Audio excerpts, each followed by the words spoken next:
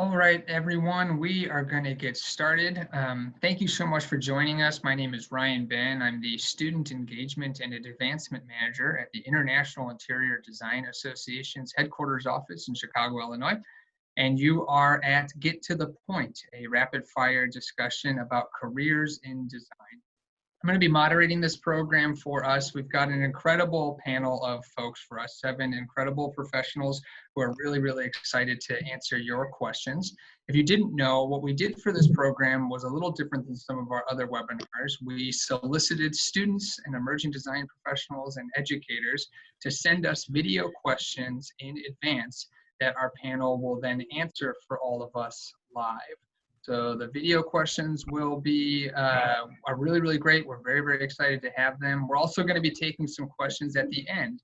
So as we walk through the program, if you've got any questions, you can send them to us through the Q&A or the chat, and we'll be hopefully able to get to them at the end of the program. The first 7 questions we're going to have answered by individual panelists, and then we're going to get to some that's my cat meowing. We talked about this beforehand, and I knew it was going to happen to me on this one, so there it is. So that was my cat. His name is Lewis. He says hi, but he wants me to keep talking about the program, so I will. We're going to answer 7 questions individually first, and then we're going to open up some of the video questions to the entire panel. So that's going to be kind of the flow of the program. We are a CEU program, so if you need to do that, the information right there is for you to utilize. If you did not register with your IIDA number, you can just contact us at ceu@iida.org. Now that I've gotten approval from my cat, we've gotten the CEU information out, I'd love to get started by inviting Suzanne to join me so we can do our first question.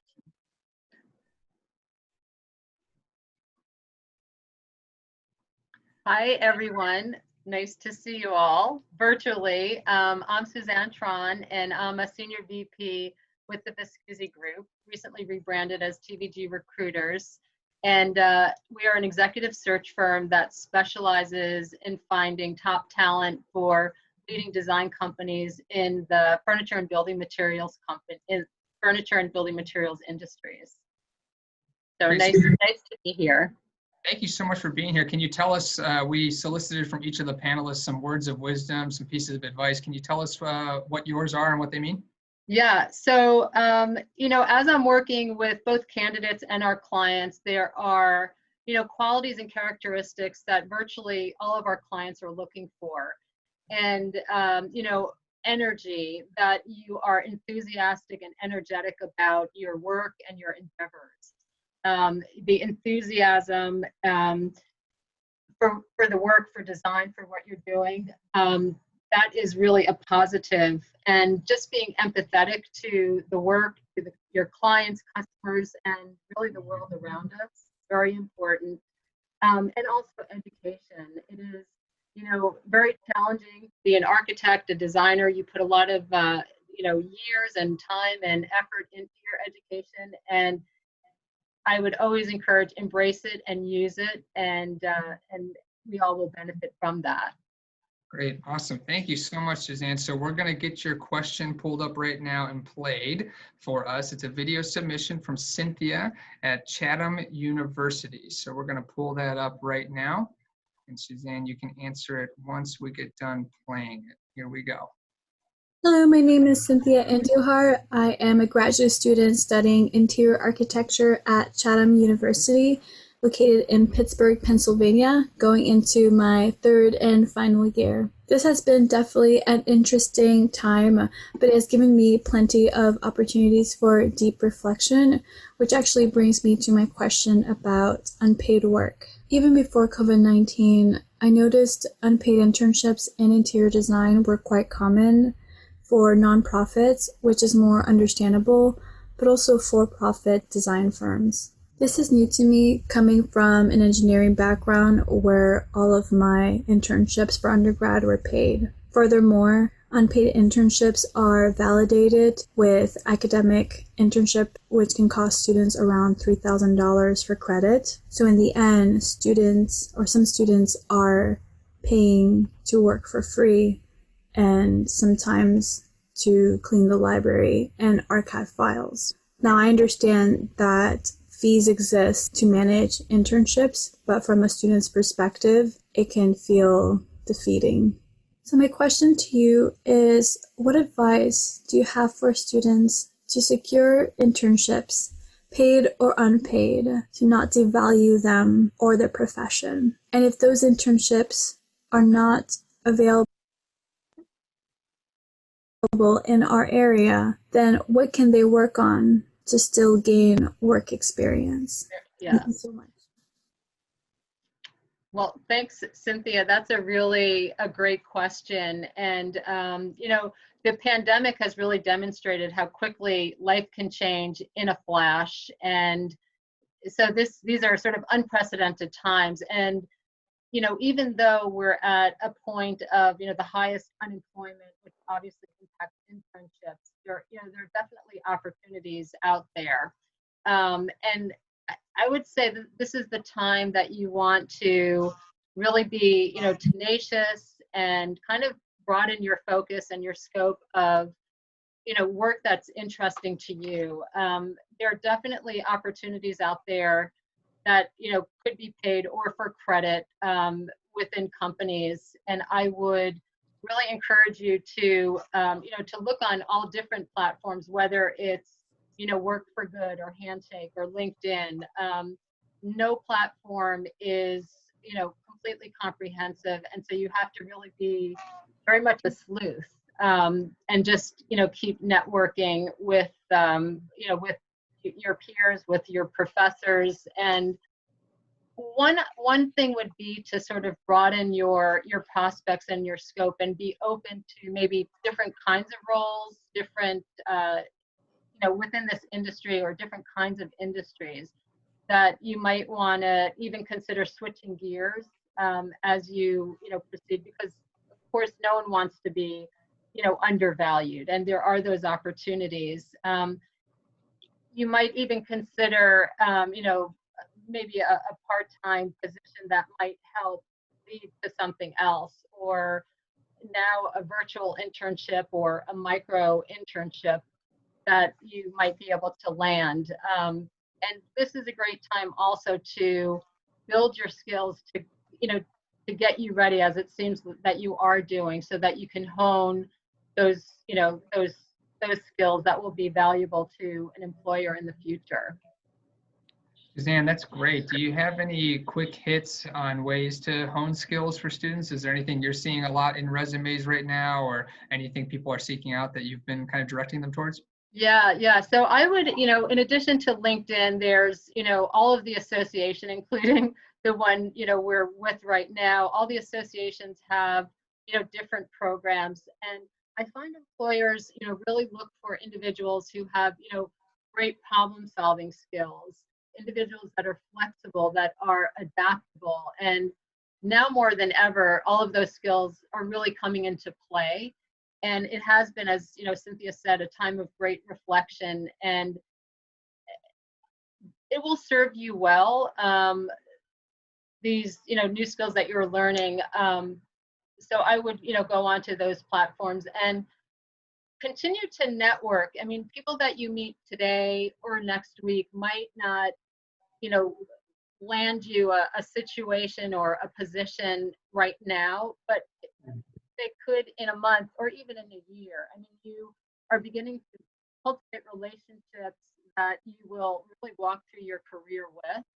So this is a great time as you're, starting your career, to lay that really solid foundation and just keep networking, keep the conversations open, and keep your mind open to different opportunities that might not be exactly what you thought you were going to go into, but, they're aligned and they will bring you to another place.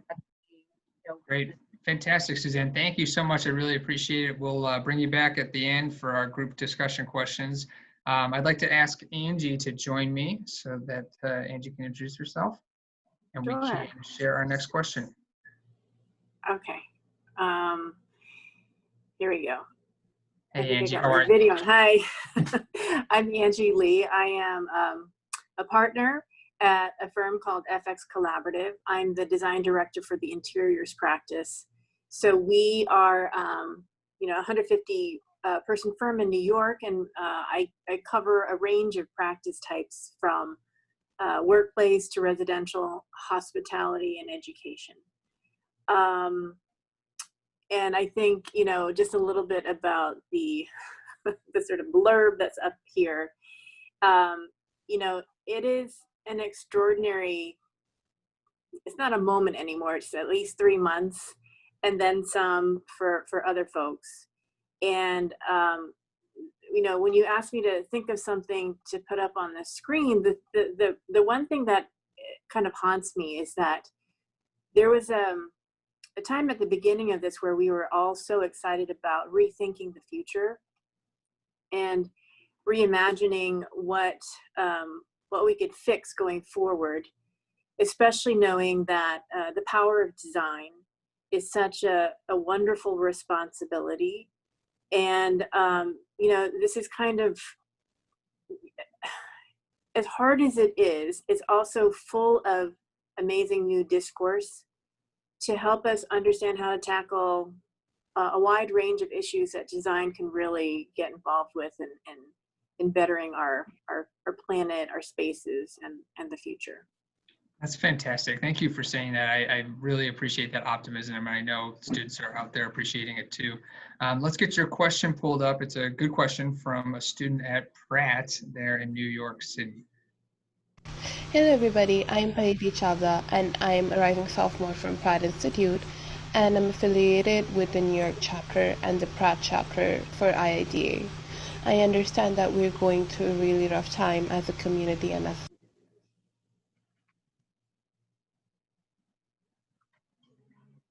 a society, and it is really important for us to continue to support each other now that the world around us is completely changing. Talking about communities and societies, my question for the panelists is, how are we going to imagine public spaces that are specifically meant to foster communication and create a sense of community now that we are in the COVID period and the post-COVID period? Okay, great. Angie, what do you think? It's an amazing question because, you know, we've been trapped in our private spaces and thinking and kind of salivating over how we get back into our public spaces has been weighing on everybody's minds for some time now. And, you know, a lot of cities, my own, you know, New York kind of did the first phase of opening on Monday. And we kind of ponder the usual things, the usual concerns about reconvening very carefully as it pertains to, you know, health and being medically safe. But I think that the greatest outcome from all of this tremendous unrest that we're also witnessing and discussing is that there may be a truer sense of belonging once we get out into the world. So I think the way to foster communication is through community, right? And there's no community without understanding community. And so I would urge everybody to pay attention to the stories that are being offered and uncovered and widely shared and discussed right now in some amazing formats, and especially with the constant flow of, you know, news and information through social media outlets and technology. It is a little hard to get away from. It's a bit distracting, but also kind of fascinating and able to open new worlds. So if you don't see that there is a way to transform your own perceptions or somebody else's by listening to and sharing stories, you know, I would be very surprised at how that doesn't change your expectation of diversity when you go out into the world, instead of being surprised or discomforted by that.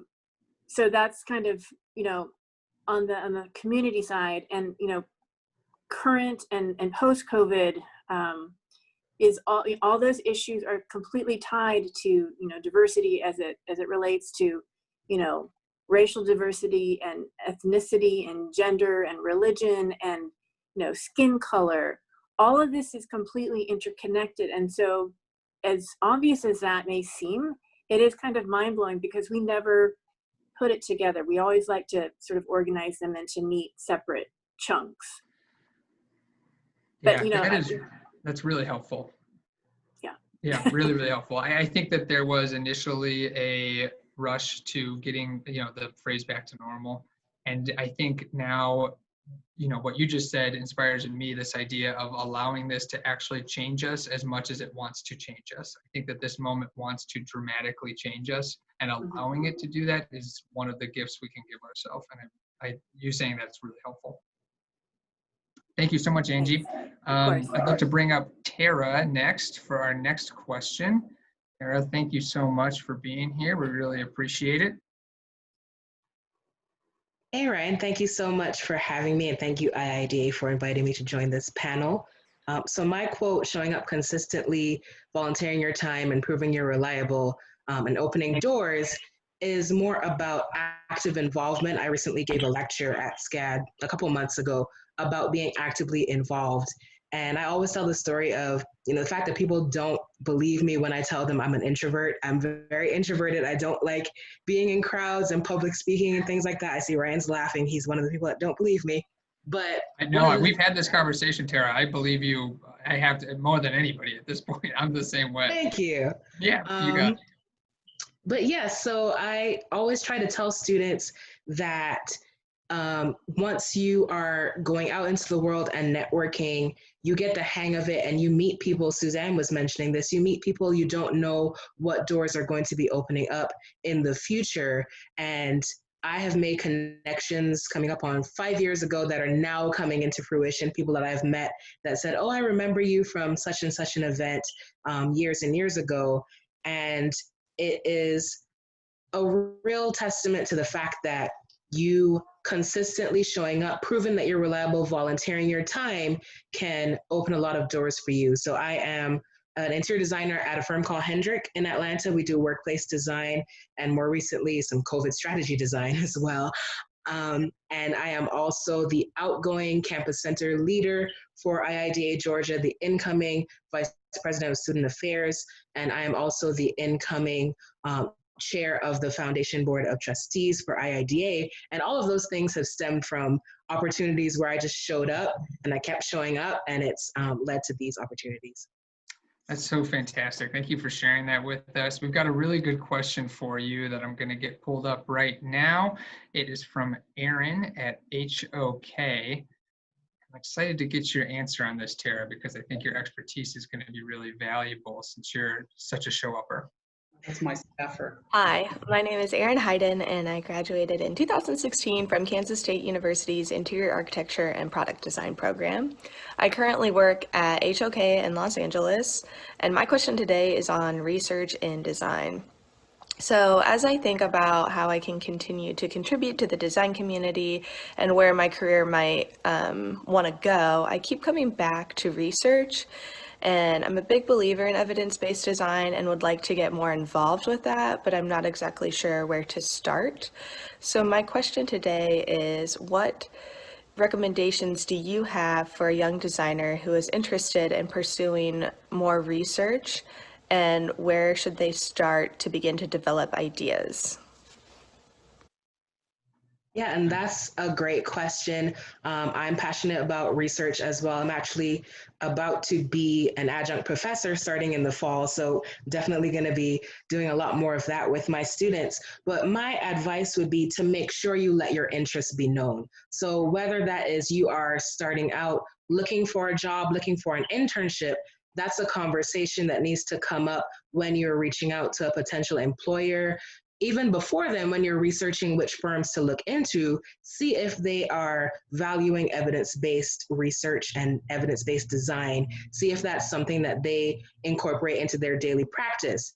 If it's not, and it's still a firm you're interested in, let them know that that's what you can bring to the table. If you've done a lot of that in your student projects, you can showcase that in your portfolio and say, hey, I've done a lot of evidence-based design for my student work. I would love to bring some of that expertise to the firm. And that shows you a step above some other applicants as well, because it shows that you're willing to go that extra step, that extra mile that truly we should all be going to in our industry anyway, but it's something that you can bring to the table and sets you apart.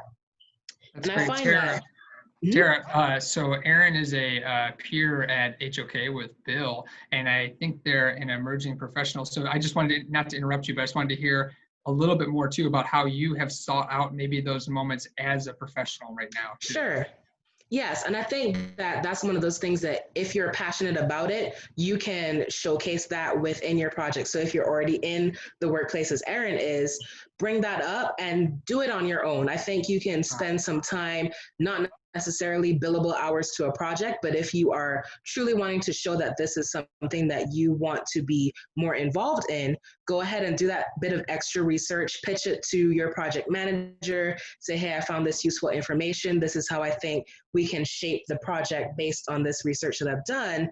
And to me, I found that I have done that in a few of my projects, and some of my coworkers, if they're passionate about something, showing that to the leaders is only met with positivity, showing that you are willing to go into the extra step and the extra work. And what that has actually led to is some internal teams forming in our company to form committees to push those boundaries more depending on people's interests. So I think a lot of firms and leaders are more open to suggestions than young designers think. They're always willing to change and adapt, especially if it's something that in the long run is going to be a benefit to the firm.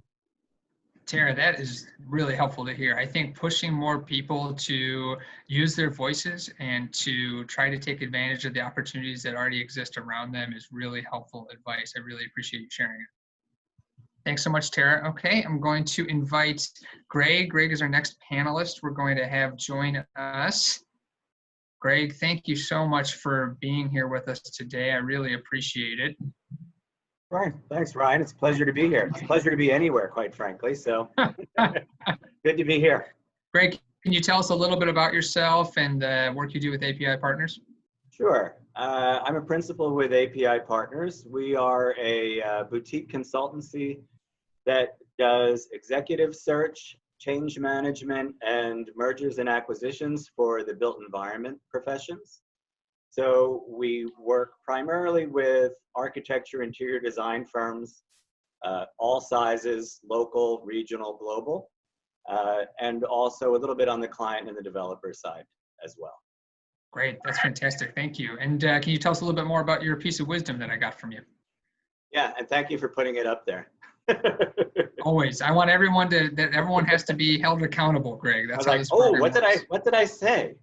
Yeah, so it's interesting that kind of where that came from was just, I remember when all of the tall buildings started going up in Dubai and Qatar and in Shanghai as well.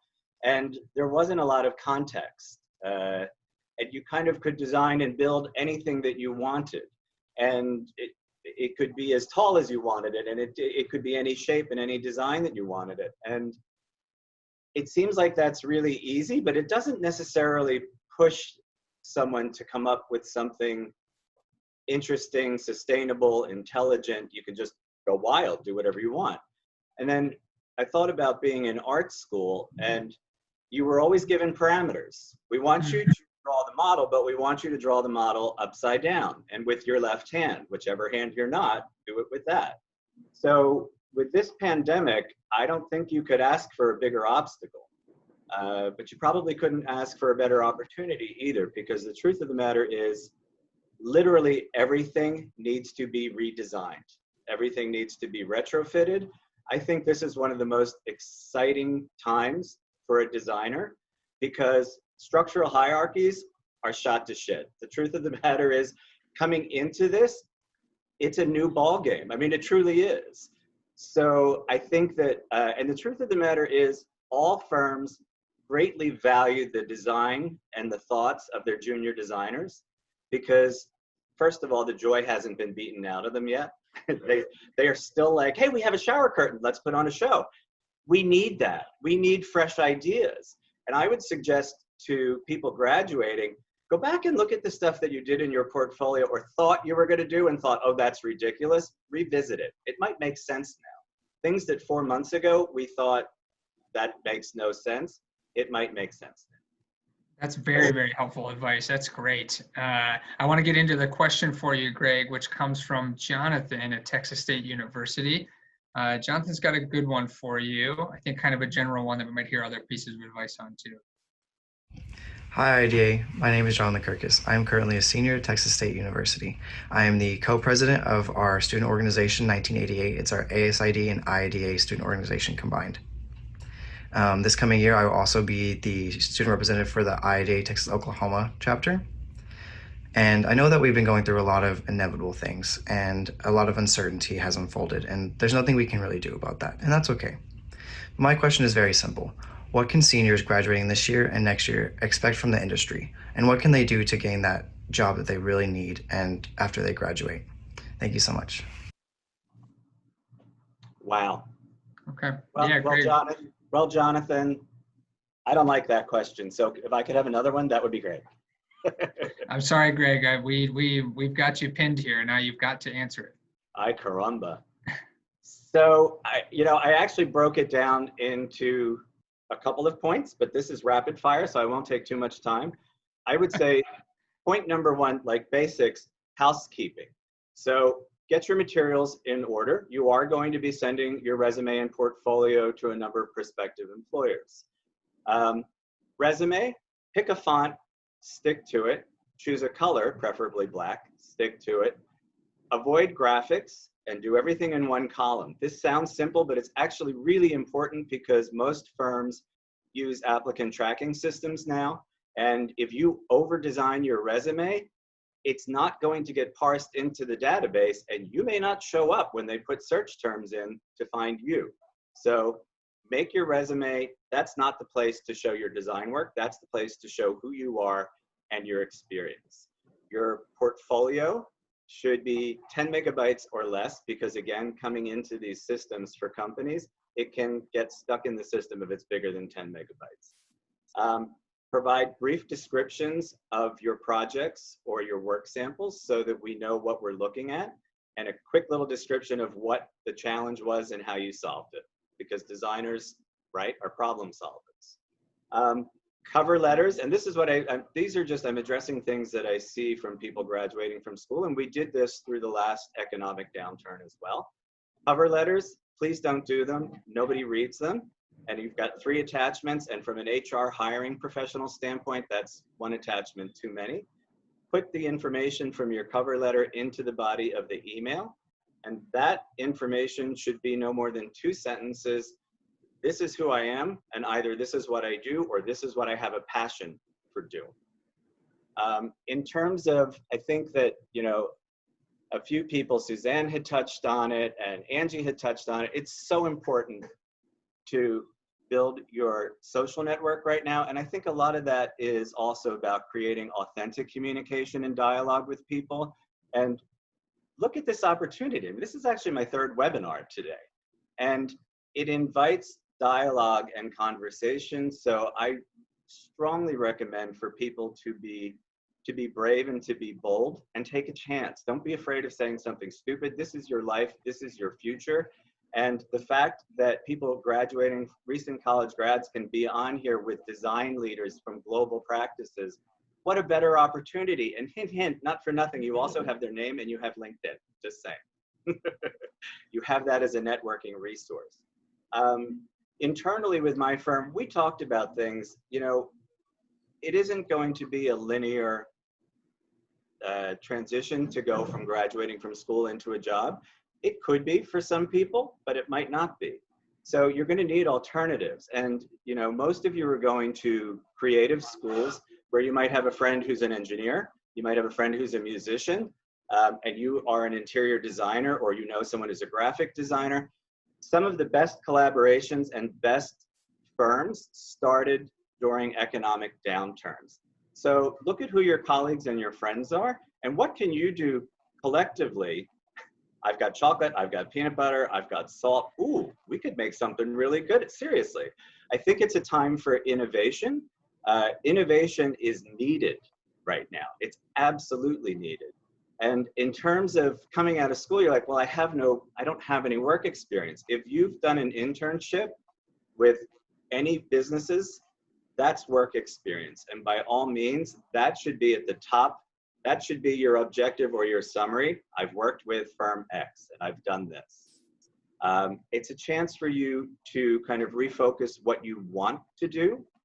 And, you know, one of the things that we looked at, there was an article in Atlantic magazine and it said something like the graduation speech that nobody's ever going to tell you. One of the possibilities was, we know that this will pass in time, but there may be a year or two where there might not be a lot of opportunities. So what do you do? And one of the suggestions was, go do something you would never think of doing, because you still have a good 60 years of career ahead of you, the way we're living these days. Go do something interesting. Go work on a fishing boat in Maine. And I really don't mean to be flip, because I understand that economically, that's not an option for a lot of people. But guess what? Those jobs pay. So we joke about, you know, packing groceries at Trader Joe's or something. That's okay. You're going to need a side hustle. But in the meantime, stay involved and volunteer. Volunteer for Habitat for Humanity. Volunteer for some of the sorry, I forgot what it was called, Design for a Difference. But also the NAACP, things that you're passionate about, things that mean something to you. If you're doing what gets you excited and what you're passionate about, that's going to lead to positive things. And I thought it was really great what Tara said. I know I'm one of those people who doesn't shut up, and I know how difficult it is for people who are scared to death to speak. But all I can say is you have to try it. You have to put yourself out there. Before this pandemic, my firm was participating in women in leadership initiatives for the architecture profession. There's very few women in leadership roles. And students, we'd have 30, 40 students in the room, and they're listening, and I do understand that they're looking for guidance from us, but they were afraid to speak. And so I think that as senior people in the profession, it's also up to us to be kind and to be generous and to actually reach out to these people and be generous with our time. Sometimes we're going to have to initiate the conversation because they're not really sure what to say. So we've got to get that dialogue going, because we keep losing a whole generation of designers. And I don't think we want to lose this one. I think this one could actually be the best one we've ever had. Greg, that is excellent. Thank you for sharing that with us. We really appreciate it. And I definitely will double down on Greg's advice to show up, speak up, get involved if you can. And also, we get the question a lot every time we do this program, like, what is the roadmap for me to get to what I think my destination is? And I would say, I would have said this 6 months ago, and I'll say it really hard right now, there is no roadmap, and there's definitely not one now. And to think that there's a template for how we're going to get through this, I think is kind of a fool's errand. So I would just double down on that advice that you got from Greg and hold on to that, because I think it's very, very valid. Thank you, Greg. I really appreciate it. Thank you. Okay, we're going to invite Bill to join us. Bill, thank you so much for being here. I really appreciate it. Excited to talk with you. Thank you so much. You're welcome, Ryan. Great to see you and the IIDA team. Bill, can you tell us a little bit about yourself and introduce yourself, and then talk about your quote that you shared with us? Sure. I am a principal and a director of design interiors with HOK. My homeroom is in Los Angeles, but I work with teams in various offices throughout the US. Right now, primarily the LA and New York offices. I'm very focused on design as an experience and not a project from a concept and delivery standpoint. And I think that the tenets, the principles of designing for the human condition, being a storyteller, as well as thinking about the overall experience of not just the end product, but the process of getting there. And that's really about working with a team. It's about thinking of your client as a community and a culture. And it's about how people interact with the built environment, each other, individually, small group and large group. That kind of symbolizes a little bit of the unpacking around this concept statement, that people are always going to want to come together. And in the time of this pandemic, while the silo buster has occurred, that work from home is possible, that work from home with certain relaxed aspects is completely appropriate and is not a problem from a visible standpoint or from a way of working.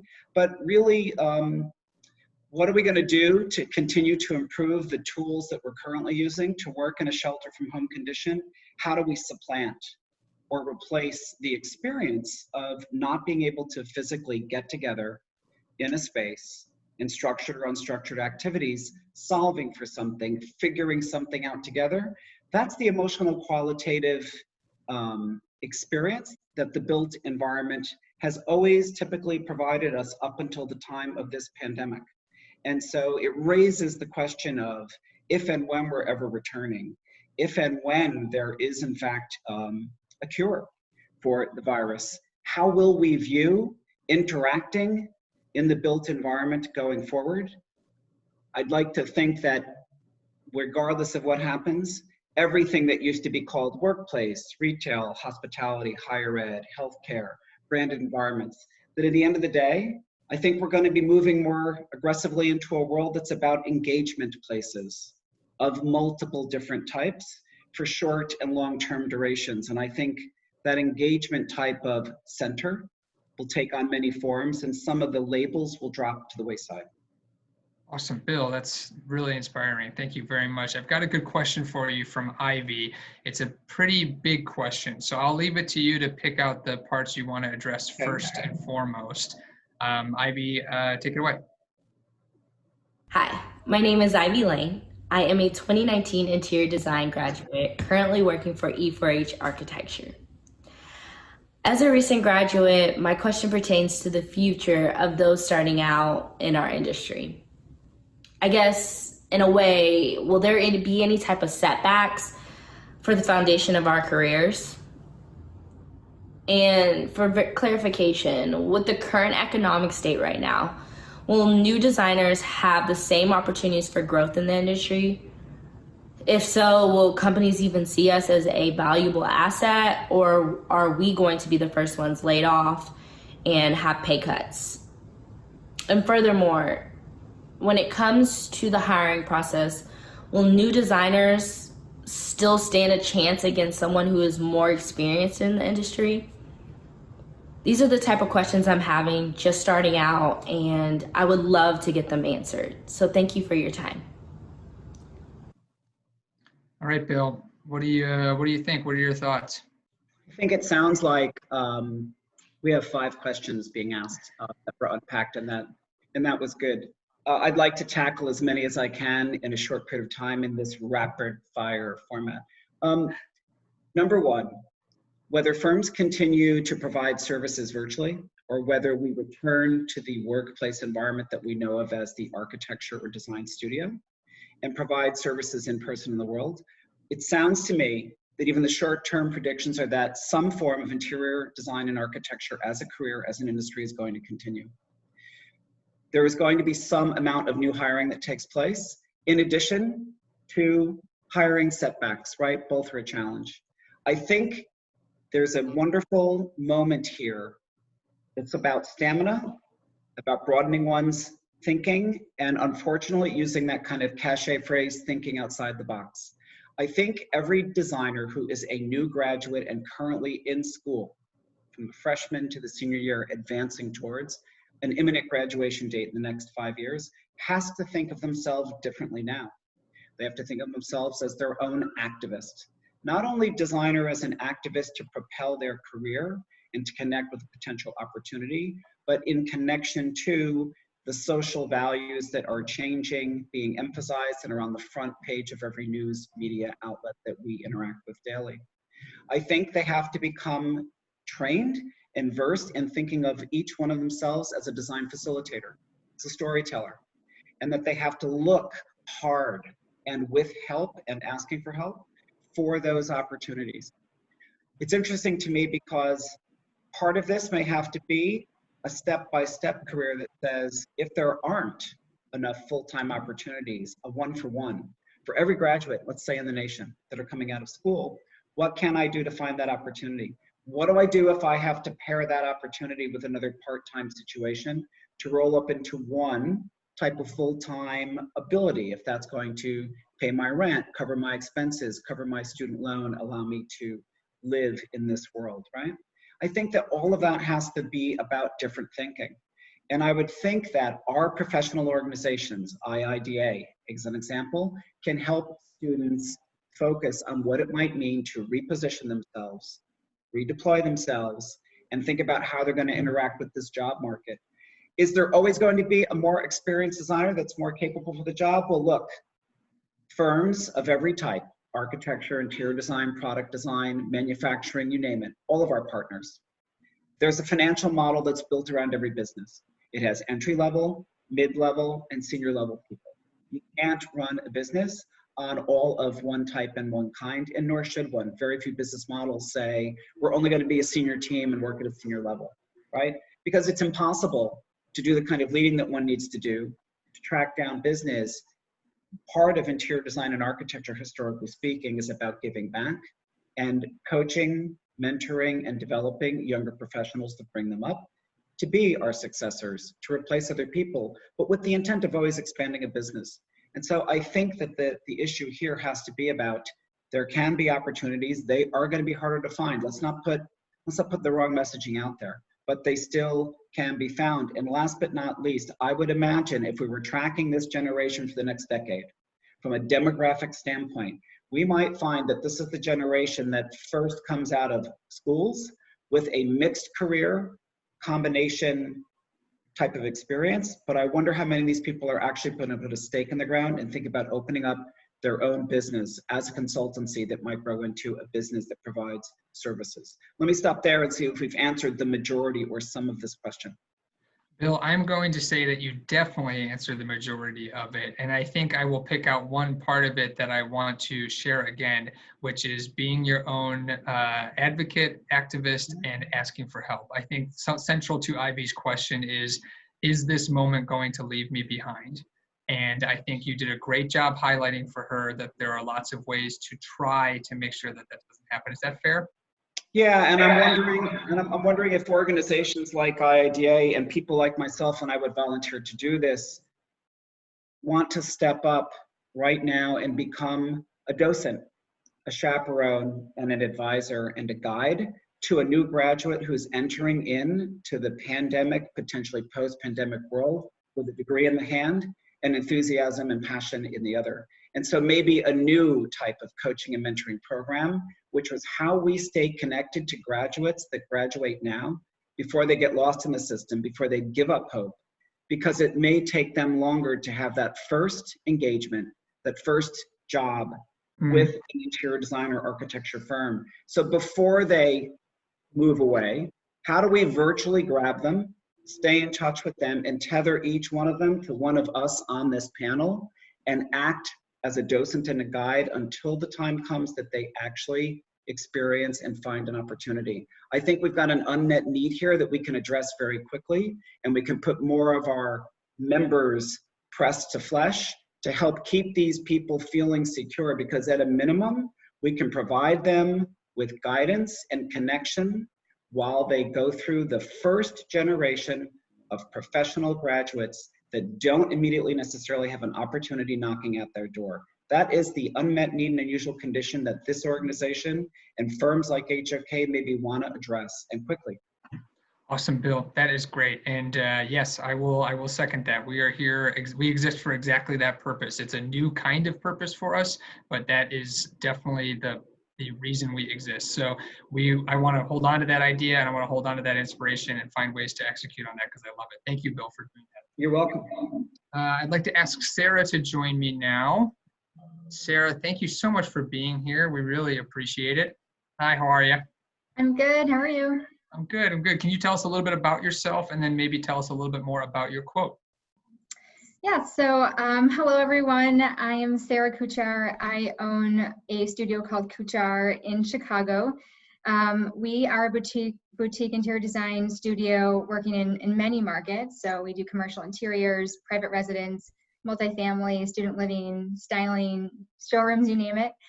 We really try to find unique clients and unique projects that mesh well with our own creative minds. We are a team of 7 women, and just shout out to my team who's watching right now. My bit of advice is to really be mindful of any small opportunity that comes your way. Of course, this is considering, you know, people in the workplace or getting their first job. There's really a lot of menial tasks that you're going to have to do for, you know, sometimes the first few years of your career. And I think it can be really tough coming from your studio projects. You've done this amazing project with all of your ideas, and you've presented it and you're super creative. And then, you know, you have to pick up red lines for 2 years straight. And it feels very, I think for most, very jarring. You want that opportunity to show you can design. So what I found in my own career and what I've coached people on is be really, really mindful of any opportunity that somebody gives you. So a lot of times you're just given things to do, but sometimes you'll be given the opportunity to just take something on your own. And it might not be a design opportunity, it might be something else, but they're giving you the chance to do it on your own. And if you can come back and own that and excel in it and crush it, whoever you're working with at senior will really recognize that you can take initiative, that you can handle your own, you know, deadlines, and they're going to continue to give you more. And eventually that'll lead to really great design opportunities. And so my advice is just don't miss them, and don't mistake something as a non-opportunity. That's great, Sarah. Thank you so much for sharing that. We've got a good question for you from Alvin, and I thought you would be especially good at answering this, just with your experience and background. So Alvin, if we can get their video pulled up and take it away. Hey there, this is Alvin Lowey. I graduated from Art Center College of Design in 2018, and I currently work at a brand experience studio called BRC Imagination Arts in Burbank. So I wanted to talk about the current state of things. I think it's easy to get discouraged if job opportunities aren't lining up because of the pandemic, but also it's easy to get inspired if we change the way we look at things. Through social media channels like LinkedIn, especially LinkedIn, we have the opportunity to let people know who we are versus just sitting on our portfolio. So my question is, well, it's more of a thing to create dialogue. What are your thoughts on having a strong personal brand and story in addition to just sharing your work and your portfolio? How important is it to let people know who you are versus what you do? So that's my question. Thanks for taking the time, and looking forward to hearing your response. Thank you. All right, Sarah, what do you think? What are your thoughts? I love this question. I think, you know, my first thought is, man, you know, this is what you should be doing anyways. You know, like, how do you set yourself apart? But something like this pandemic that is getting us to think differently, like you mentioned, brings this great idea to mind, and maybe something you wouldn't have thought of otherwise. I do think it's very important to set yourself apart now more than ever. My advice on this is yes, tell a story, create a brand. It always looks stronger. It's going to catch, personally, as someone who hires, it catches my eye. Just think about balance. You know, you never want this extra story or brand to overshadow your actual portfolio or your product. So I would say everybody loves a story. You know, every product, every project we do, anytime there's a story attached to it, it sells it. People connect emotionally to it. So try to connect that directly to your work in a way that your story pulls me in, it gets me interested, and now I'm seeing your work and I'm seeing the connection, and I am emotionally connecting to what you're doing. I think what you don't want to do is create something that is only the story, only the brand, and your work is hidden or not, you know, not put it in the best light. So, and I think, and I would also say, as somebody who's on social media as a business, creating that not only in LinkedIn, but also thinking about your social media, your Instagram, anything that's public will be viewed. So if you're including that as part of your, you know, persona, then you should be thinking about that also and including that in your brand, your story. Awesome. Sarah, that's really, really helpful. Thank you so much for joining us. Really appreciate it, Alvin. Hopefully that was helpful for you too. Going to bring up Brian Graham, ask Brian to join me next. Brian, thank you so much for being here. Really appreciate it. Absolutely, Ryan. Thank you, and thank the IIDA for having me. Brian, we've got your slide up now. Can you tell us a little bit more about yourself and maybe talk to us about this Raymond Lowey quote? Yeah, sure. Raymond Lowey, one of the classics, industrial designer from a long time ago. A lot of quotable things from Raymond Lowey. The one here, good design keeps the user happy, the manufacturer in the black, and the aesthete unoffended, for me, kind of speaks to the pragmatic nature of the balancing act that I find practicing in design in the real world truly is. And I think that for me, when I was coming out of school, I really didn't understand that because you're so much in your head about I'm doing everything, I have to create everything, I launch, and then you all of a sudden realize I'm in a part of a much bigger team, I'm in a part of a much bigger community. And so it warps your scale. It gives you a sense of, oh man, well, how do I really factor into this? And one of the things that my father really did for me, which was great upon graduation, is he gave me a subscription to Fortune magazine, because he thought you needed a little bit more of an understanding of business and a familiarity with that, because that's really what you're going to be doing. You're going to be in the service of business, really kind of helping to create solutions to meet business objectives. And that was a great gift. I still have the subscription. I think he stopped paying for it a long time ago, but still. So now what I do, I'm an interior designer that morphed into a furniture designer. So I do furniture and product design from my studio in San Francisco. And Ryan, I can tell you for sure, I spared no expense in bringing my entire staff to this webinar today. That is very, very nice. Well, then I guess maybe we will have to pay for that subscription for next year then, since you did that for us. Brian, we've got a good question for you. There's two parts to this question from Caroline. The first part, just for time, we're going to skip. And also, Caroline, I'm telling you this now so that way you're not offended when we don't get to it. But I will talk with you directly about that first part of your question since it relates to IIDA and campus centers. But I think the second part of her question, which is different, is right up your alley. So if we can get that video pulled up from Caroline and take it away. Great. Hello, my name is Carolyn Temples, and I'm a current interior design major at the University of Georgia.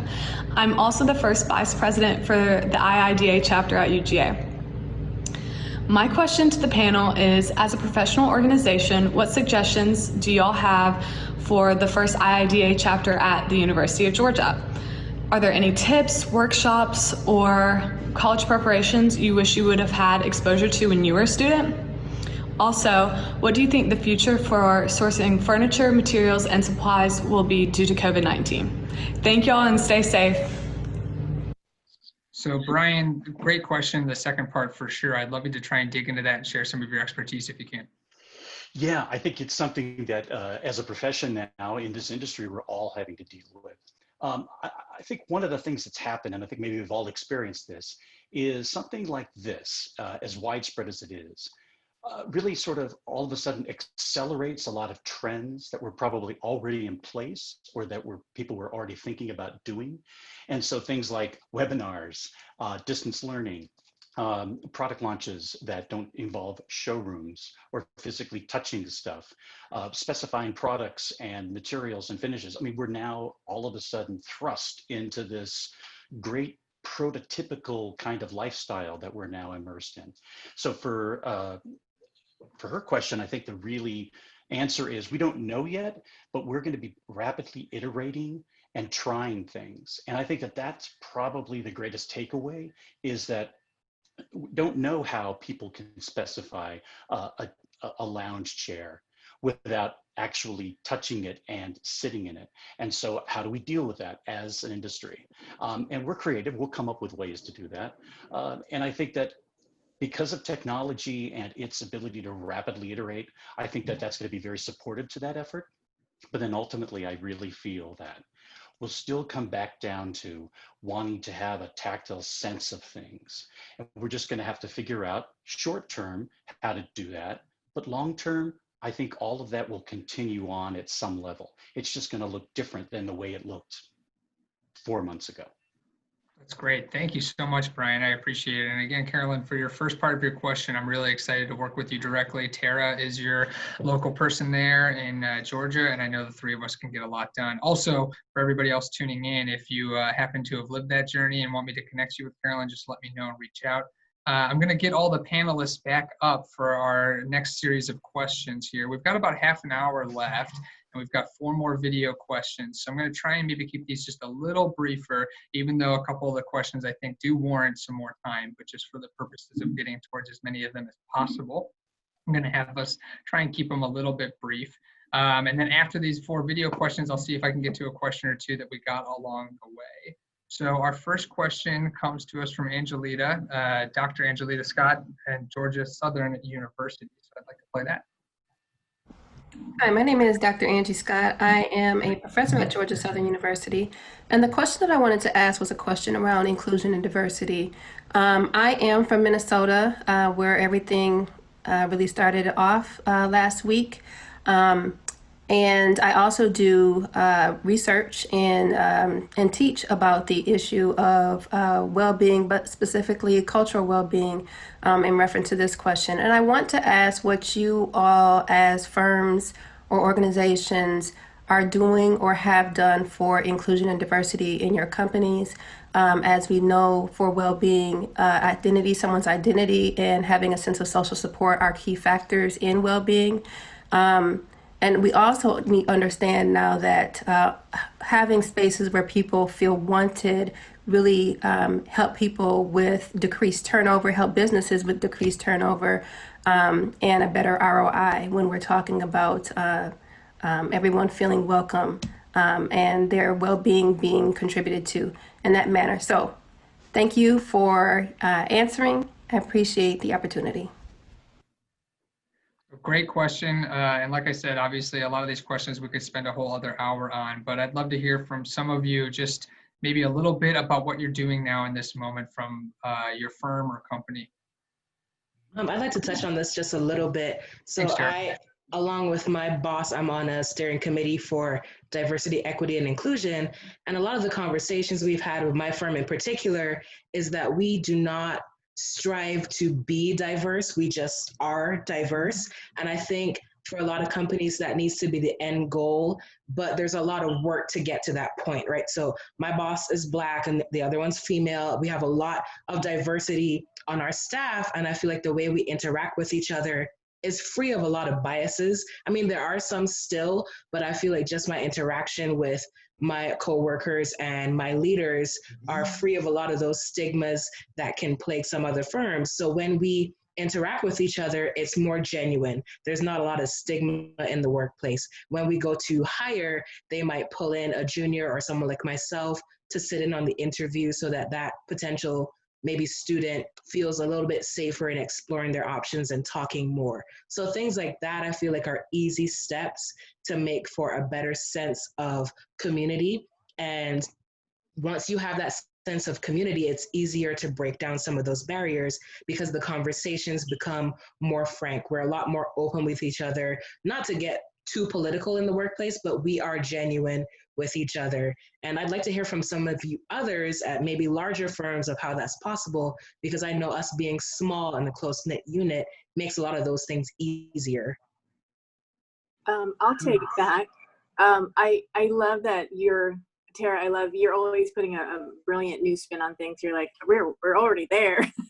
We're already on to the next thing. But I love that because, you know, as much as I want to be able to say that also, I'll be completely transparent. I can't say that. But we do have affinity groups, you know, FX Women, FX1 for the LGBTQ folks, and then now FX Mosaic is the newest one. And that is the stickiest one because it overlaps into the other areas because of intersectional identities. And this ties into, you know, we've been working very hard to get the numbers, right? Checking the wonderful of diverse backgrounds who are Black, Asian, Indian. And so we're looking around the room and we're like, okay, you know, patting ourselves on the back. Now what? Because it still didn't feel like we were moving the needle. And so now, especially in the current climate, in having more honest and kind of raw conversations and using the language that we need to use has been fantastic. And then this is when I have great hope that the discourse that we're having now is going to create the space that we need to make to have the stories told by these wonderful people bringing different parts of the world into the design process is very exciting, because I think that's when we're looking for the sort of creative outliers who can talk about not having a linear path, you know, having this very circuitous journey to this world of design, and therefore adding so much more value. And that also applies to having a different point of view and looking from the outside in and being the other, to be brutally honest. And I have experience with that. I never really positioned that as an asset until, you know, recent years. And then sort of trying to figure out how to turn that into a template that other people can use is something that we're all now actively trying to learn how to do. So we are making commitments. We're recognizing that we haven't done enough in the past, and having some very kind of uncomfortable conversations. So, you know, I'm hoping that all firms are doing that. I'm seeing a lot of conversation that has not happened for so long. So, you know, especially we're always looking for talent and diverse talent and people who have that kind of, you know, I started as a musician and a would-be doctor and all these other things before I became an architect and then a designer. And that's only made me more creative. And having, you know, what Suzanne and Greg were talking about, like, and Sarah, take what's offered. Everything is going to make you a much more valuable voice when you get to where you want to go. Angie, that's great. I really, really appreciate that. Just real quick before we move on from this question, I kind of want to hear maybe from Suzanne or Greg on your end. What are folks asking you to help them do? Is there some practical stuff or any tips that you've kind of gotten from your end, you're part of the industry, that you could share with us? Are there certain needs that you're helping people address? Yeah. You know, a lot of our clients, as we're working on particular searches, they're very, they're always asking us to find the best talent and, you know, to cast a wide net. And, you know, the way I approach a search is I want to give a range of candidates, underqualified, overqualified, from different cultures, from different backgrounds. Diversity comes very much into play. And I think, you know, our clients are wanting that and trying to understand how to, you know, include the diversity in a positive way and navigating through, you know, different issues. So for sure, you know, our goal is to bring the best, the brightest talent through the lens of not the same type of individual. They're paying us a lot of money to find a different talent. So it's definitely something that we're keenly aware of and striving toward and involved with. That's great. Thank you so much. Go ahead, Bill. Ryan, can I add into this? Please. HOK being a 55-year-old born out of the Midwest firm, you know, we're not sure that we've done enough, and we'd like to understand what we need to do more. And the reason I say that is that while we have what we think of as a pretty strong diversity advisory council that's been in place in the firm over 20 years, we have an HOK impact program, which has a broad number of programs, from partnering with organizations to do good in the community. And there's chapter presidents for that in every one of our offices. But, you know, Helmuth, Obata, and Kassabaum were three different men. And one of those partners, Mr. Obata, is Japanese, still goes into our St. Louis office 4 days a week with his dog, has been particularly vocal since the events in Minneapolis. And it goes something like this. We are now having our initiative committees in each office come together. In fact, LA's is convening today at 4 o'clock our time for the first time to look at the initiatives we have in place and to ask questions about what else we need to know and unpack about whether we did or doing enough towards what we should do next, right? I think we're in an assessment question period. And the question there particularly is, how do we go about partnering with the right tone, the right attitude, and the right trajectory, where we're treating that type of partnering for any diversity cultural group within and outside the firm with equal entitlement, and that this isn't a do good or helping activity. Not to say that it shouldn't be do good and helping, but that the partnering about helping shine more light and try to figure out what it means to help connect diverse communities with more opportunities has to be thought of in an equitable way and not specifically a helping way, right? And so this is one of the things we're grappling with is what is the tone of it? How do we do it? And how soon can we start in our communities, do that and roll the reportings of that back and share those initiatives. So I'd like to say that we're doing more than we're doing, but we're not. We're in an assessment period. I don't know what the rest of it's going to look like. I joined the committee in LA because we were particularly, as many cities, shocked and struck by the types of damage. The protests are amazing. Unfortunately, they brought along a second component to them, which we all have questions about. So we're in an assessment period.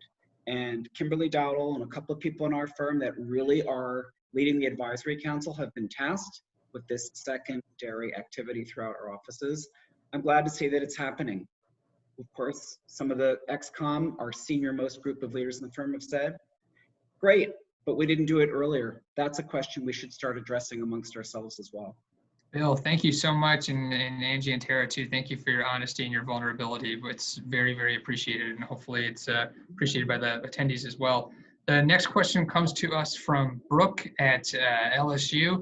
It's a little bit of material we've covered already, but I wanted to kind of open it up to the group because I want to hear if we can get a couple other quick tidbits to give attending students.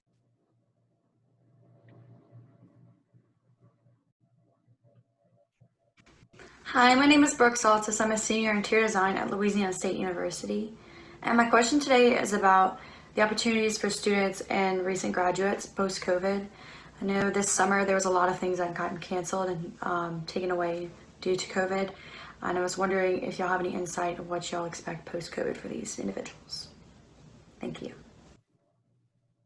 Thank you so much, Brooke. So again, I know we've kind of covered this a little bit. What I'd like to do now maybe is talk, are there specific things you're telling people when they ask you this question in person? You know, tangible things that our students can do and spend their summer doing to help make them better designers. I have a couple of just really quick action items. I'm sorry. Great, Greg. Yeah, Greg, and then we'll come to Sarah. It's brief. I saw one of the questions was, should I go back and get my master's degree? And honestly, hey, you know what? If you can ride out a couple more years in school, might not be a bad idea. In a year or two, it's going to be a different world. But if you're going to get your master's degree, my strongest recommendation is get your master's in real estate. Because what designers need to be better at is managing businesses. And they need to know more about the business side of things.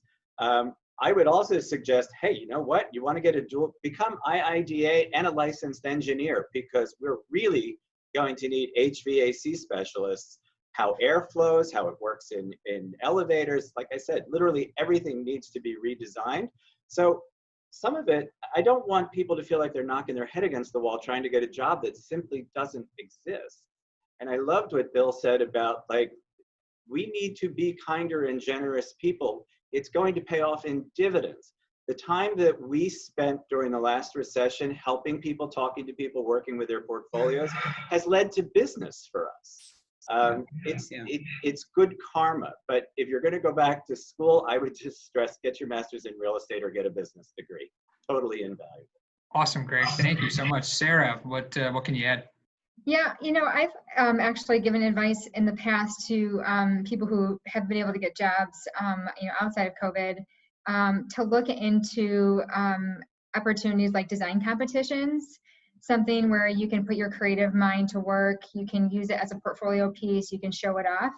I think someone had said, you know, you might have to take a non-job like a Trader Joe's bagger or something that is not what you thought your first job would be. But I would say personally, me as a hirer, if I see that somebody graduated at this time and they had, you know, 6-8 months of doing something non-design, we're all going to know what that meant. We're all going to know that there were no jobs. And so I think with regards to the graduate school, you know, weighing, are the costs worth it? And I completely second Greg's advice that I would say probably in my mind, business school would be better than more interior design school from a return on investment standpoint. Cool. Awesome. Anybody else want to add to this before we move to the next question? I'm just going to quickly say that Please. I try to maintain almost open office hours for students. I've got a relationship with KSU. I've got a relationship with CCA. I've got some other relationships. And so I've got a lot of students who want to maybe have a half an hour Zoom time. Let's look at the portfolio. And I always feel like you could always go back to Greg's point earlier and revisit something that you had maybe 6 weeks to do in school. And now you've got some extra time. That's a great time to learn a new capability, a new software aspect, take it up to the next level. Or from a very practical perspective, especially with a lot of the furniture design students that I talk to, think about how does a manufacturer actually launch a product and create deliverables that take your design and actually demonstrate that you understand how products get launched. That kind of broadens your portfolio and gives you a much better, I think, sense, and they'll get a better sense that you're thinking pragmatically. That's great. Thank you, Brian, so much. I appreciate it. Hey, Ryan, yes, please. Is it a question for the panel, is it unfair or off color to be suggesting to up and coming and recent grads that a combination of employment situations that might roll up into feeling engaged in a full-time manner is a bad thing? When there was a recession in New York in the early 80s, 79, 80, 81, for a 1.5 year period, I remember being scaled back to half-time at my employer, a small architecture firm on 19th Street, and supplementing it by working in retail in a gallery. And did that for a 1.5 years in order to pay my rent, make my student loan payment, have spending money, things of that sort. And having been in college and had the good fortune of an education paid for by my family, I was on the hook for spending money, travel money, summer rent if I wanted to stay in New York, right? So those types of jobs, cashier at CVS or a grocery store, bartending and waiting tables, the kinds of things I did to generate money for supplies, spending, travel, etc.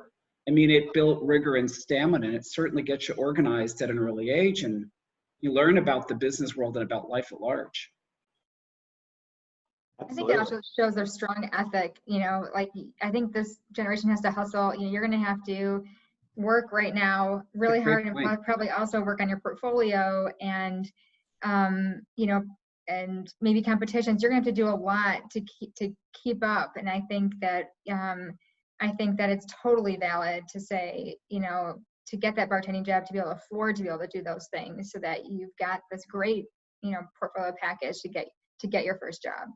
I mean, if somebody moved home, didn't plan to as a graduate, but had access to, it decided that they would work half a day, 5 days a week, offer their services in an architecture or design firm. I'm not looking for this. I'm not marketing for this. We don't have a position open of this description. But like, really, if you think about it, if you're that passionate about obtaining experience and it meant having to take a half-time job in a non-designer architecture service industry in order to free up even 6 months to a year of self-internship time, what's the appetite? If it was me, I'd have the appetite for doing that, provided I had the economic backbone to afford it. Yeah, I think that that's valuable. And I think, again, Bill, to add on to that, we've heard this a bunch already in the panel, that the context for this moment will not be forgotten. There will be other people that go through this with you, and what you need to do in order to make it through will build your ethic. It will do all of these positive things, but people will, I think, also cultivate a group understanding of this moment that will hopefully kind of be there. I know will be there because it's been there before in the community, and it will be there for you later. So that's all really valuable. I'm sorry to hog up airtime, but there was one thing that came up when Suzanne, who so ably answered that first question. I have yet to see an email, a cover letter, or both an in process about to graduate or graduate looking for intern walk in the door and say, I want to, in my 3-month or 6-month experience, be exposed to sitting in on client meetings. I'd like to be in the corner of the room or at the table for DD presentations, like because HOK is a big hierarchical firm, but I've never seen a cover letter. I've never seen a statement of intent or a conversation where an intern or a new graduate has asked for those things. Spelled out like, I'd love to do an internship at your firm. Can 30% of my time be in presentations, observing how people facilitate a conversation and a presentation of ideating with a business over how to get something created, right? I mean, it's interesting to me, like that I've not seen that, but that may be a very specific experience and you guys have something different. Yeah. And I would say as you know, challenging as this time is, it's in a way a blessing for all of us because we've been forced to sort of pause in many ways. And, you know, our minds need to be open. You know, I have a couple of daughters.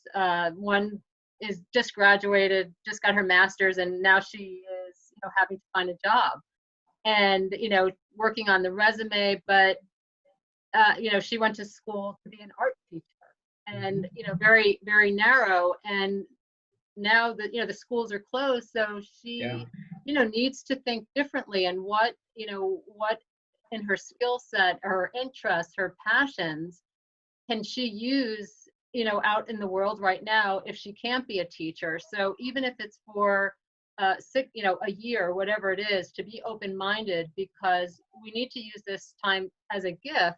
Because ultimately, everyone will be asked, what did you do during COVID? How did you improve or change your life? What did you learn? And worked on a fishing boat in Maine. Yeah, I mean, Helen, my daughter graduated from college in May. She had a program canceled to go abroad to a Spanish country and live there and work with the Spanish community through a volunteer program for a 1-month period.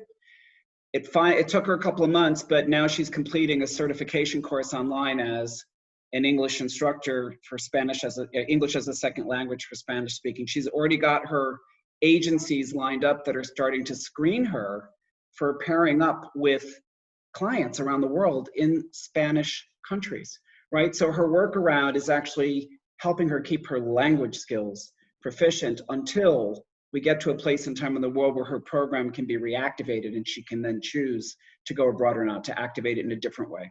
Right, right. Awesome. Thank you all so much. I appreciate it. We've got 2 more video questions and we've got about 10 minutes. I really want to try and get to both of them. So if we can pull up the next one.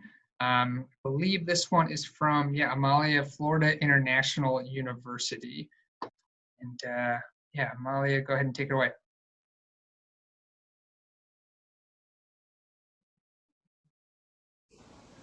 Hi, good afternoon. I have a question for all of the panelists. With everything that is going on in our nation, this question goes as follows.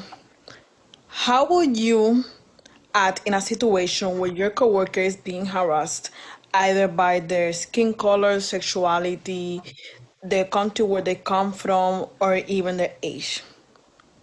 Thank you. Thank you so much for that question. I wanted us to get to that question because I got it a lot, a lot of different people. And even if we don't get a chance to hear from all of us, it's really important for me to share it because I want other people to be thinking about this the way that question made me think since we got it last week. So to the panel, difficult, challenging question, but I'd love to maybe hear a couple of answers to this. Anybody can start. So I really like this question as well. I looked at that one and I love that I know a lot of the people that submitted questions. So hi, Amalia. I really want to say for this one, I feel like the dialogue that we're having right now is very crucial to getting us allies on board, because one of the things that not to speak for the whole people of color community, but one of the things that I feel like I'm hearing a lot is that we're tired of having to keep bringing things up. So the dialogue has expanded a lot further. A lot more people are talking about things like microaggressions and things that me as a Black woman, I can automatically pick up on and I can sense these things. But if I keep bringing them up, you're seen as that person that keeps, bringing up these issues that might not seem as important to somebody else. So what I want to start seeing is a lot more allies and people who are not people of color, white people coming forward and saying, hey, I see this happening. This should not be the case. Let's come together and figure out how we can remedy this situation versus minorities having to keep being the ones in that situation. I remember a time I was at a previous place of employment and a very, very racist thing was set up. And I didn't feel like I could say anything because I was just a younger employee. I didn't want to rock the boat per se. I didn't feel like I had enough of a voice, but I was looking around the room at all these other people like, I know you see this happening. Why is no one else saying anything? And I feel like a lot more people are starting to realize these things and say things more. So I'm just looking forward to seeing more of that. Sarah, that's really, really great. Sarah, I'm going to put you on the spot a little bit just because I know you've got a smaller group there. How are you empowering yourself and the people you work with to have these difficult conversations and call these things out? Well, I learned very early on in owning a business. I heard another business owner say, you can't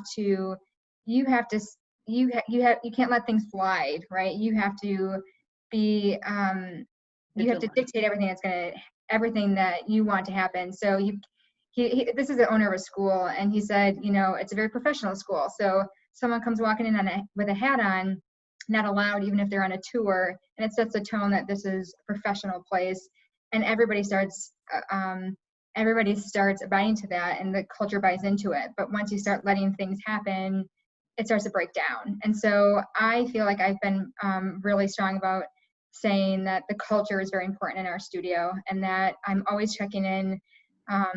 We check in quarterly in our office, and I am always asking, is there anything going on I need to know about? Is there anything you want to tell me confidentially? How do you feel like the culture is? How do you feel in this space?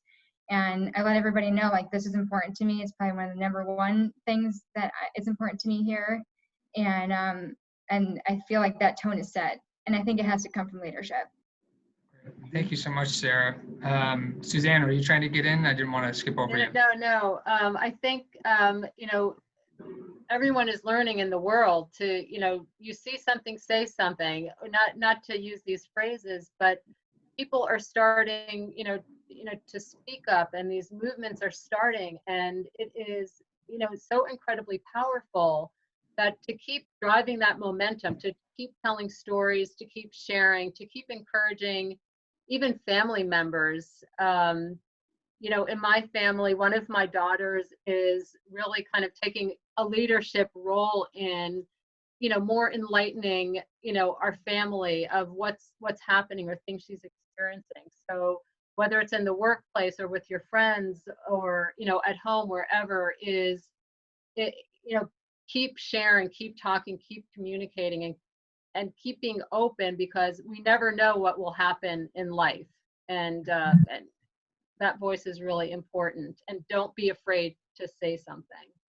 Yeah, Suzanne, I think that's a great place to maybe end it on for right now, is that idea of fear dictating our response to these aggressions against our peers and the people we work and live with.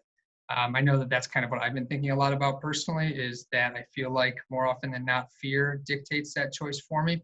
And I want to let that go so I can be a better accomplice to the folks who really need it. So thank you for bringing that up. I really appreciate it. Last question for us is from Alia from Arizona State University. This gets a special shout out because Arizona State University is also our winning campus center of the year. So that's why I Go Sun Devils. So this is a good question. We'll try and get to as much of it as we can here with our last 5 minutes. And Alia, take it away. Hi, my name is Aaliyah Sugarman. I just graduated from Arizona State University. I was the IIDA co-president for Interior Student Alliance at ASU. And I do have to say, graduating during this pandemic and stay-at-home order has been kind of nice, because it's really forced me to pause, take this moment to meditate and reflect on not only what I want for my career, but in life in general. So it has been a really eye-opening experience. So a lot of recent graduates like myself ended up not having a job lined up after graduation. Because of COVID, a lot of firms put their hiring on hold. So I just want to ask you today, if you were able to talk to your younger self, knowing what you know now and the experiences that you have, what would you tell yourself if you were in our shoes? Thank you. All right, group, we've got about 5 more minutes. So what do we think? What would we tell our past self other than don't skip that last party? You will want to have gone to that last party. Go out. Do not ignore that invitation. What other advice do we have? I would say, for me, don't postpone joy. I think that we can look back at everything in the last few years and think, thank God I did that. Thank God we did this with my family. Thank God I was with the people that I love. Silly things like, thank God I went to a restaurant. Thank God I went into retail and then waited on tables and then went back to school and then didn't know what. Life's not linear. Don't be afraid to take chances. And like Bill said, I think we're probably going to be looking at, nobody's going to be just one thing anymore. Learn stuff. Hey, I want to learn how that works. Okay, learn how that works. But awesome. If you're passionate about it, it's going to work well. That's great, Greg. Go ahead, Brian. I'd echo what Greg is saying, and I'll be very. I didn't take a couple of opportunities when I was a couple of years out of school to move from one of my Gensler offices to another Gensler office because I was a little out of my comfort zone, right? And that's a regret. So I'd say now, because basically nobody's in a comfort zone, do it, right? Make the move. Go to the city that you're interested in, or go try that experience, or try something else like we've all been talking about. All these experiences, they do add up. And if you take it through the prism of design, right? And you observe and you reflect, even being a barista is an opportunity for you to experience something, give your designer's perspective on it, maybe even find a problem, maybe even come up at some point and present an idea all the way up to the top at Starbucks to improve their process based on your experiences as a designer being a barista. Yeah, Brian, couldn't agree with you more. I think that this has been a very equalizing moment. There really are not less opportunities. There is nothing lesser. We are on the same plateau here. What other advice do we have? I like Brian's. I'm just going to say one word: be a design nomad. It fits with what Greg and Brian both said, because be young enough to recognize that you've got many chapters in the story that you write as you build the book of life as a designer that solves problems in the world. My trajectory was upstate New York to New York City to 2 New York schools. And, you know, at 7 years old, I wanted to move to New York. Well, it took me 25 plus years to get to Los Angeles. Hello. I want to add on to that. I love that because, you know, before COVID, I would have said try everything. And now there is still some of that with some caveats, a lot of caveats. But you have to make yourself interesting. And to do that, you have to, you know, do interesting things as much as they are uncomfortable. And know that you don't know what you don't know. So educate yourself as much as humanly possible. Read as much as you can, especially now. I encourage everybody to read all the book lists that are out there about what's happening now with anti-racism education too. And that is something that is changing my life. I wish I was able to start over and be an intern at the Center for Policing Equity, which is started by a friend of mine, Dr. Goff. And they're doing incredible things, and with sustainability, you know, and healthy materials, and looking at all the things that I want to do now and starting over in a way. Those things are out there for everybody, you know, without any of the baggage that I have. So, Angie, that's great. I think that that's a great end to this. I really appreciate it. Stay uncomfortable and get interesting. I really love those ideas. If we could bring up the last slide, it's got the CEU information one more time. While it's up, I just want to thank again these 7 panelists. They have been really wonderful today. I learned a lot today, and I hope all of you did too. We talk about it, or at least I do, every time we do one of these. We can't do this without the people who help us pull it off. So to the 7 of you, thank you very much for your time, your talent, and your expertise. This will have been recorded, so I believe Neocon is connecting a lot of these programs on their website, so you can find that there in a handful of days. My information is Ryan Ben, rben at IIDA HQ. So if you have any questions or need anything at all, please reach out to me. We're so thankful for all of you to be here. We really hope you had a great program. Have a great rest of your afternoon. Thank you all so much. Thank you. Thank you, everyone. Thanks, everybody. It was an honor. Thank you. bye. Thank you.